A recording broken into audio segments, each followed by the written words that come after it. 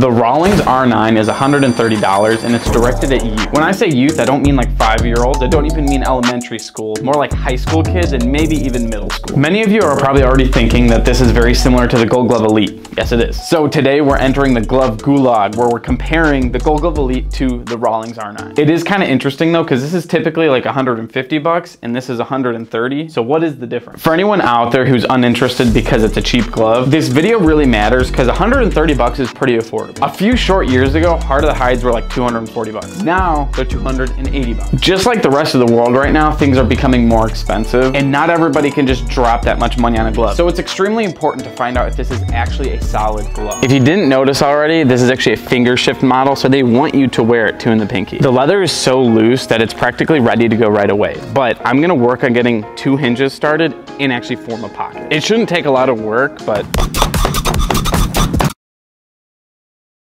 even though I was able to close the glove before, by creating little hinge points, it gives it a much more natural close. A ton of you out there every single day message me saying, I can't break my glove in, I've been doing it for so long. Some of you are having these problems on gloves that are actually really easy to break in. Honestly, what I think is happening, I think you're being too gentle and you can get a glove ready to go really quickly if you're just really aggressive on the right parts of the glove. You can always go crazy on the palm. Of course, you need a good pocket. And I like having 2 hinge points like right here and here. This is a 5-pound mallet.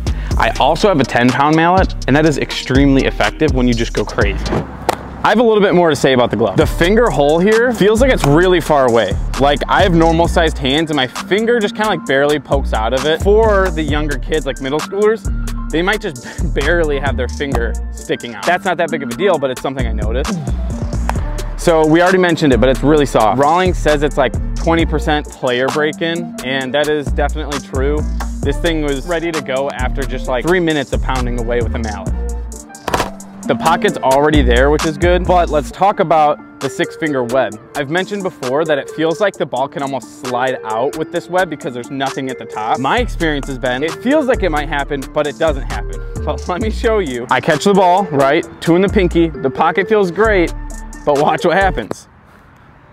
It just plops out. The play where that's gonna mess you up is honestly kind of rare, but it happens. Imagine a ball coming down low at your feet and you're going like this.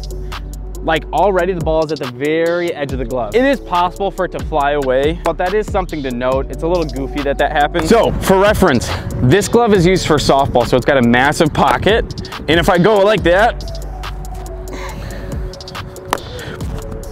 I can still get it to come out, but it's definitely harder. Zach, throw me your glove. No! This is a Heart of the Hide, all right? It's beautiful, by the way. With this glove, also very hard to get it out. So I guess it kind of happens with all gloves, maybe we could say. But the thing is with this, it comes out very easy. Guys, the glove is very comparable to the Gold Glove Elite. I think it is just slightly softer, and that doesn't necessarily mean that it's a good thing. It's kind of a bad thing. Maybe that's part of why it's a little bit cheaper. If you're in high school just playing casually, that's not a bad thing. This glove would do great. But for any college kids out there, I would say you should probably be upgrading to something nicer, more around the $200 price range, $250. You should be getting solid steer hide or kip leather. If a glove ever says cowhide leather, it's simply just less quality and you should stay away from it. You can definitely feel it shake around. Like look at where I just caught the ball. It originally hit back here, but just kind of slid up here. I mentioned it already, but this is just like barely a step down from the Gold Glove Elite. It feels very similar. I'm actually a really big fan of the thickness of the leather and just the feel of the glove overall, but you can feel up here at one point the palm liner stops, which is totally normal. So up here at the fingertips, when you kind of bend back and forth, they're very flimsy and very thin, and it gives you an idea of, you know, how nice the leather actually is. But the palm liner that they're using, I approve. We should also just note that the glove looks really good. You can't go wrong with black and gold. I mean, it just looks clean, and the gold isn't like it's shining and sparkly.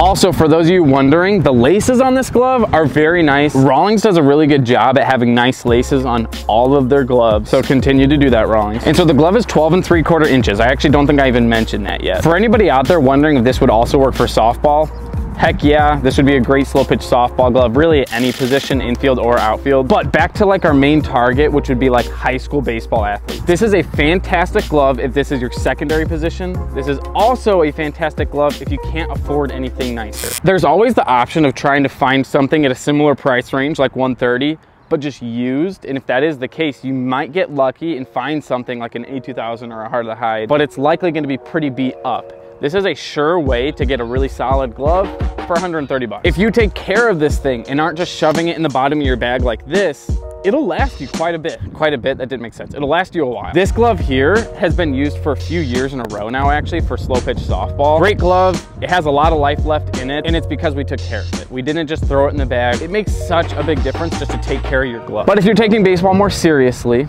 and you are capable, work a little bit harder, make some money, and spend like 200 or 250 bucks and get the nicer glove. If you do spend like 250 bucks on a glove and just take care of it, it can last you 4, 5, 6, 10 years. It's really in your hands to make sure that the glove lasts a long time. So these are two different models of gloves. Clearly, the leather does seem to be just slightly different, but if I had to pick one over the other, I honestly will pick the Gold Glove Elite. So ultimately, it's just barely a step down from the Gold Glove Elite, but you're paying for that. You're paying less money to have it, so it makes sense. The Rawlings R9 is a pretty solid option for a budget glove. The Gold Glove Elite is also good, but you should never pay full price for it, and you can actually find out why in this video. Oh yeah, you are an expert. Give me that. Oh, you're back. I YouTube every once in a while.